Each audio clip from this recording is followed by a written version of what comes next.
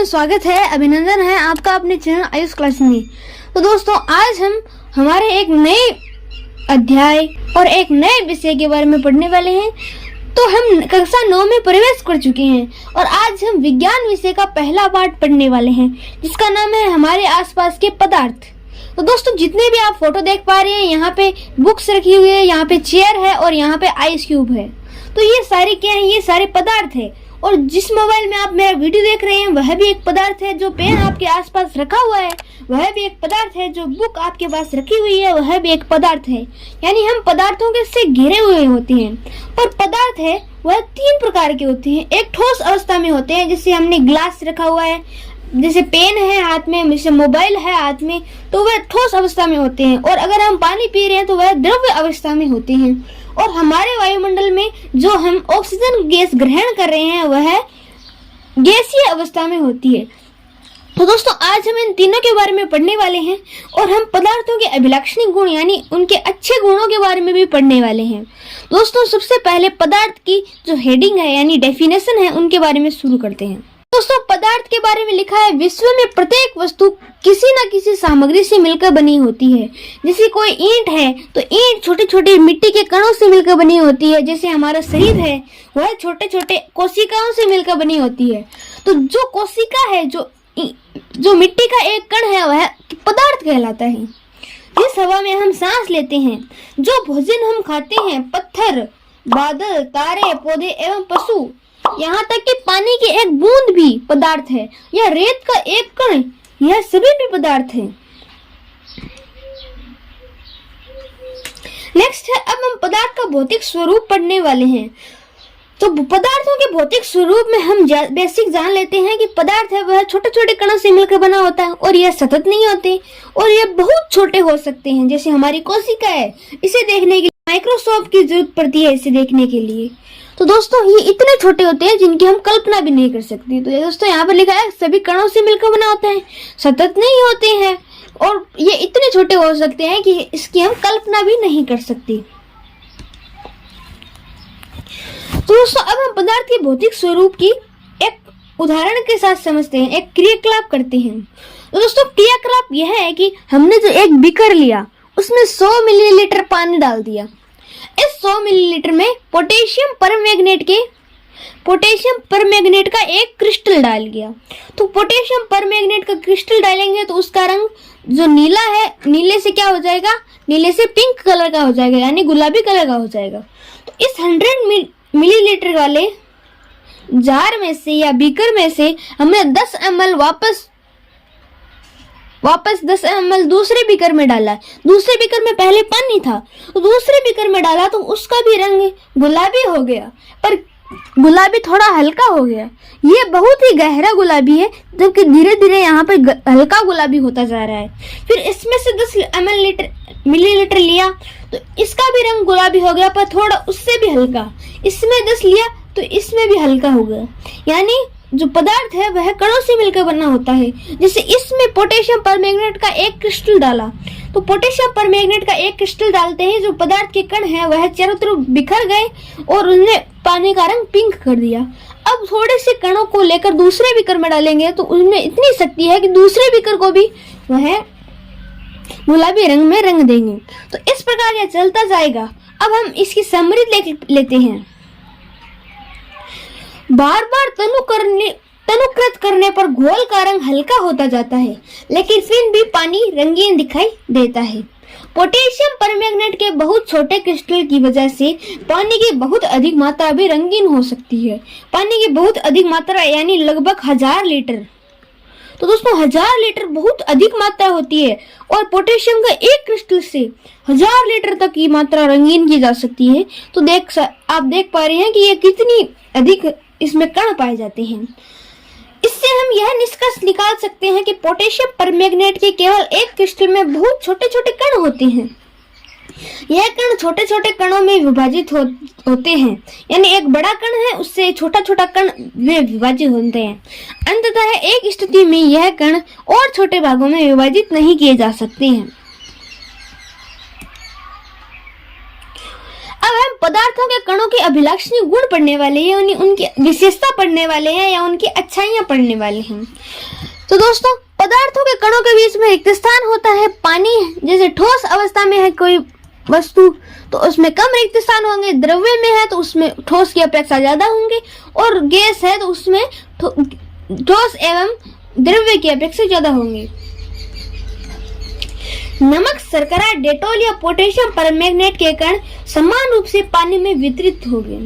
जैसे हमने क्या लिया, 4 बीकर ले लिए, उन 4 बीकरों में एक तो नमक डाल दिया, यानी एक शर्करा डाल दी, एक डेटॉल डाल दिया और एक पोटेशियम परमैंगनेट का कण डाल दिए। तो इन सभी को समान मात्रा में वितरित किया जाते हैं।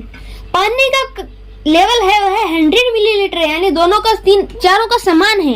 उनमें नमक, शर्करा, डेटॉल या पोटेशियम परमैंगनेट डालें तो उनका 100 मिलीलीटर से 100 मिलीलीटर रहेगा, क्योंकि ये इनके बीच में कण होते हैं जिनके कणों में नमक, शर्करा, डेटॉल या पोटेशियम परमैंगनेट समाहित हो जाते हैं। इसी प्रकार जब हम चाय, कॉफी या नींबू पानी बनाते हैं तो एक पदार्थ के कण दूसरे पदार्थों के कणों के रिक्त स्थानों में समावेशित हो जाते हैं।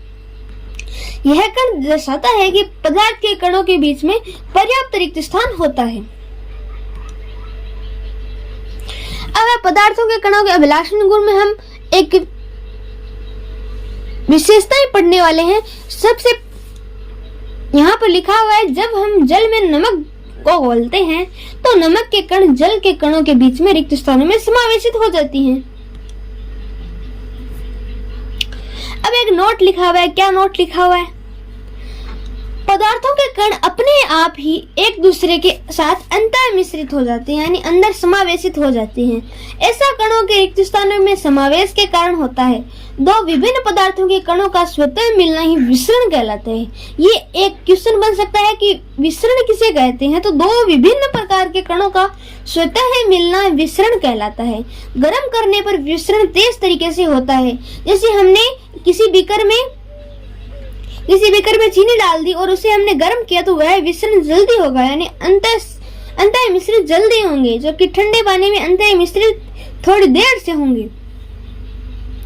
अब है पदार्थों के कण एक दूसरे को आकर्षित करते हैं। किस प्रकार आकर्षित करते हैं हम देख लेते हैं। दोस्तों, यहाँ पे एक कण आपको दिखाई दे रहा है फोटो में, और यहाँ पे भी एक कण है। इन दोनों कणों के बीच में आकर्षण बल क्या कर रहा है? पदार्थों के कणों के बीच में एक बल कार्य करता है। यह बल कणों को एक साथ रखता है। नेक्स्ट है, पदार्थों के कण एक दूसरे को आकर्षित करते हैं। किस प्रकार करते हैं हम देख लेते हैं। इस आकर्षण बल का सामर्थ्य प्रत्येक पदार्थ में अलग अलग होता है। ठोस पदार्थों में आकर्षण बल सर्वाधिक होता है, जबकि द्रव्य एवं गैसीय पदार्थों में ठोसों की तुलना में आकर्षण बल कम होता है। अब हम पदार्थ की 3 अवस्थाएं पढ़ने वाले हैं, जिनका नाम है ठोस, द्रव्य और गैस। तो दोस्तों, इस फोटो में देख पा रहे हैं, यहाँ पे कोई टुकड़ा लिया हुआ है, लोह का टुकड़ा हो जाएगा और विभिन्न पदार्थों का टुकड़ा हो जाएगा। तो इनके बीच में आप देख पा रहे हैं बहुत ही छोटे छोटे मात्रा में रिक्त स्थान है। इसके बाद है, एक बीकर में पानी ले लिया, तो उस पानी में आप देख पा रहे हैं बहुत ही ठोस की तुलना में बहुत अधिक रिक्त स्थान है। इसके बाद हमने एक गुब्बारा ले लिया। इस गुब्बारे में आप देख पा रहे हैं कि बहुत ही दूर दूर है कण, यानी इनके बीच में बहुत रिक्त स्थान होते हैं। पदार्थ की ये अवस्थाएं उसके कणों की विभिन्न विशेषताओं के कारण होती है।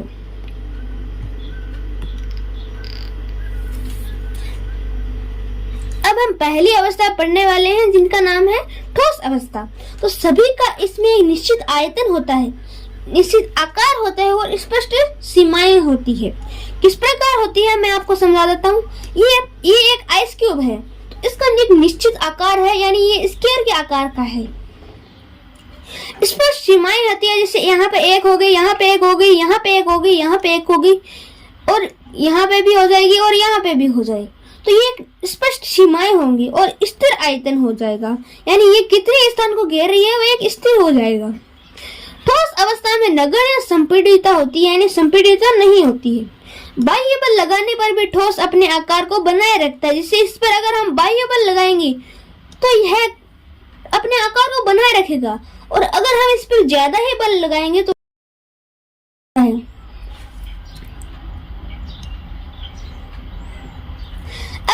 पढ़ने वाले हैं जो हमारे यहाँ पर लिखे हुए हैं वह सभी ठोस ही है। जैसे पहला है, बाह्य बल लगाए जाने पर रबड़ बैंड का आकार बदलता है। बल हटा लेने पर यह अपने पुनः मूल आकार में आ जाता है। अत्यधिक बल लगाने पर यह टूट जाता है, इसलिए यह ठोस हो जाएगा। चाहे हम शर्करा या नमक को अपने हाथ में लें या किसी प्लेट या जार में रखें, इनके क्रिस्टलों के आकार कभी नहीं बदलते हैं। नेक्स्ट है, स्पंज में बहुत छोटे छिद्र होते हैं जिनसे वायु का समावेश होता है। जब हम इसे दबाते हैं तो वे वायु बाहर निकलती है, जिससे इनका संपीड़न संभव होता है। अब हम द्रव्य अवस्था पढ़ने वाले हैं। जैसे द्रव्य अवस्था में पानी हो गया, तो ये सभी द्रव्य अवस्था में आ जाएंगी। अब यह द्रव्य का आकार नहीं लेकिन आयतन निश्चित होता है। आकार कैसे नहीं होता है मैं आपको समझाता हूँ। हमने एक बीकर ले लिया, एक टेस्ट ट्यूब ले ली और एक गिलास ले लिया और एक बाल्टी ले ली। इनमें हमने 100 ml पानी डाला, तो जो बीकर है उसमें पानी बीकर के आकार का हो गया, टेस्ट ट्यूब में है तो टेस्ट ट्यूब के आकार का हो गया, और जो बाल्टी है उसमें बाल्टी का आकार का हो गया, जो गिलास है उसमें गिलास का आकार का हो गया। इसलिए निश्चित आकार नहीं है लेकिन आयतन निश्चित है। जैसे हमने चारों में 100 मिलीलीटर पानी डाला तो उनका आयतन निश्चित है कि इनका 100 मिलीलीटर पानी है। इसमें जिस बर्तन में इन्हें रखा जाता है तो ये उसी बर्तन का आकार ले लेते हैं। द्रव्य में बहाव होता है और इनका आकार बदलता रहता है, इसलिए ये दृढ़ नहीं होते लेकिन तरल होते हैं। द्रव्य में बहाव होता है, जैसे हम पानी को बहाएंगे तो वह आगे चला जाएगा। नेक्स्ट है, ठोस और द्रव्य का विसरण द्रव्यों में संभव है। ठोस और द्रव्य का विसरण द्रव्यों में संभव है, ठोस में नहीं। जैसे हमने थोड़ी चीनी ली और थोड़ा पानी लिया, तो हमने उन दोनों को मिलाएंगे तो द्रव्य अवस्था में वह दोनों जाएंगे, ना कि ठोस अवस्था में जाएंगे। नेक्स्ट है, वातावरण की गैसें विषित होकर जल में घुल जाती है। ये गैसें विशेषतः ऑक्सीजन एवं कार्बन डाइऑक्साइड जलीय जंतु तथा पौधों के लिए अनिवार्य होती है। अब नोट लिखा हुआ है, नोट क्या लिखा हुआ है हम समझ लेते हैं। सभी जीवधारी अपने जीवन निर्वाह के लिए श्वास लेते हैं। जैसे हमारे मनुष्य वह श्वास लेता है, गाय भैंस बकरी ये सभी श्वास लेते हैं। जलीय जंतु जल में घुली हुई ऑक्सीजन के साथ श्वास लेते हैं। तो जलीय जंतु है वह जल में घुली हुई ऑक्सीजन से श्वास लेते हैं। द्रव्य में ठोस, द्रव्य और गैस तीनों का विसरण संभव है।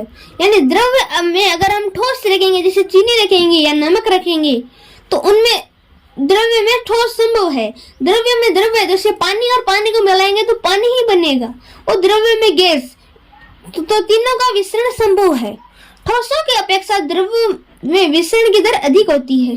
जैसे ठोस है वह जितनी जल्दी, जैसे हम पानी में चीनी मिलाएंगे तो वह उससे ज्यादा समय लेगा, जबकि हम पानी में पानी मिलाएंगे तो वह कम समय लेगा।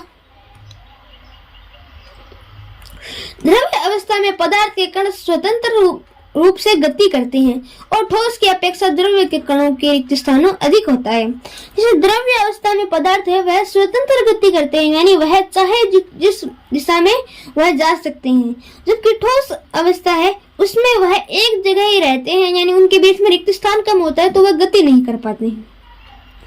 अब हम गैसीय अवस्था पढ़ने वाले हैं। तो गैसीय पदार्थों का कोई निश्चित आकार एवं कोई निश्चित आयतन नहीं होता है। यानी गुब्बारा है तो गुब्बारे में हवा है तो इसका कोई निश्चित आकार नहीं है एवं कोई निश्चित आयतन नहीं है, यानी यह 1 किलो का गुब्बारा ऐसा नहीं हो सकता। ठोस एवं द्रव्य की तुलना में गैसों की संपीड़ितता काफी अधिक होती है।